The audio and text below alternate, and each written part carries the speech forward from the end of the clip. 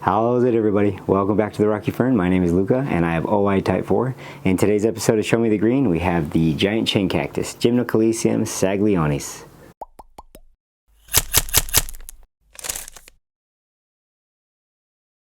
So this is by far my biggest Gymnocalycium. And giant chain cactus is kind of fitting because this is actually one of the larger species of Gymnocalycium. Gymnocalycium as a genus is known as chin cactus. I'm not sure how it correlates, but their flowers are spineless and hairless, and so maybe they're thinking of a hairless chin. I'm not sure, but it refers to their flowers. I always thought that the chin cactus would refer to the protuberances on the ribs. But I don't think that's correct. So these guys are native to Argentina, and they can get to be about 3 feet tall and about 16 to 20 inches wide. They are a solitary barrel type cactus. They do not produce offsets, but I do think if you did that kind of cool where you damage the meristome, the growing meristome, that it would produce offsets, maybe with the hot nail technique, or if you were just to get in there and ground it up with a drill. I've seen a lot of different people use different techniques to do that. I don't know if I have the guts to do that. This is really one of my favorite plants in the succulent collection. I do love Gymnocalycium a lot, and the Saglionis, while it's a common plant, both in cultivation and in the wild, and so the prices are low, it's still a beautiful plant, regardless of all the other things to consider, I guess, when you're talking about plants. But it is by far one of my favorite plants. I'll put on the screen kind of a close-up of the geometry of the plant, because it's such a cool plant. And cactus they have this really cool technique where they kind of grow from the inside out and expand that way. The fruits are edible. They do get quite large, and I've read that they make jams out of them in Argentina.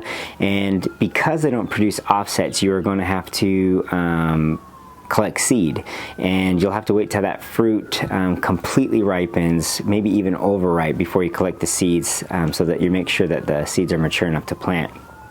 It's a very slow growing plant. Like I said, it's a solitary barrel type cactus.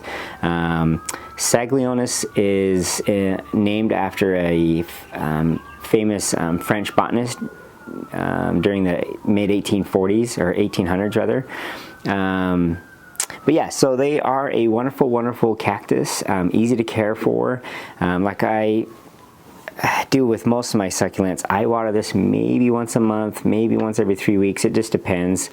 They do prefer more of a bright shade situation to kind of maybe morning and late afternoon exposure to direct sun.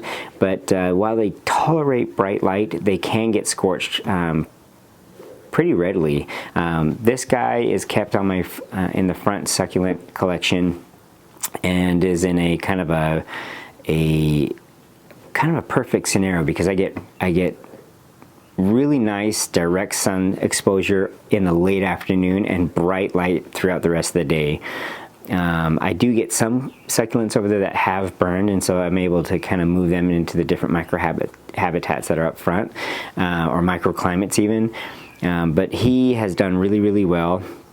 They develop these reddish black spines that eventually turn into white, and then eventually into gray, and they kind of curve out and down, and each one typically has about 12 to 15 spines, or each tubercle does, and it makes for a really ornate, beautiful looking cactus, and with its impressive size, it's a winner. So definitely, you know, consider if it's not already in your collection. I can't wait to produce seeds from this guy. Pests, I haven't had any issues with pests.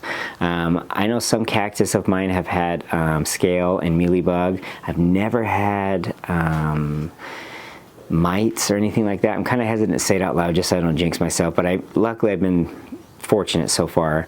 But I do keep track of my plants. I check on them often. And then feeding, I do a week liquid feed. With cactus, I typically do it every feeding. Sometimes I'll flush it through every third or fourth feeding with just pure water, and I use a reverse osmosis water. And then, yeah, it's going to get transplanted here probably in the next year or two. Being so slow growing, I think this 8-inch pot should last it quite a while.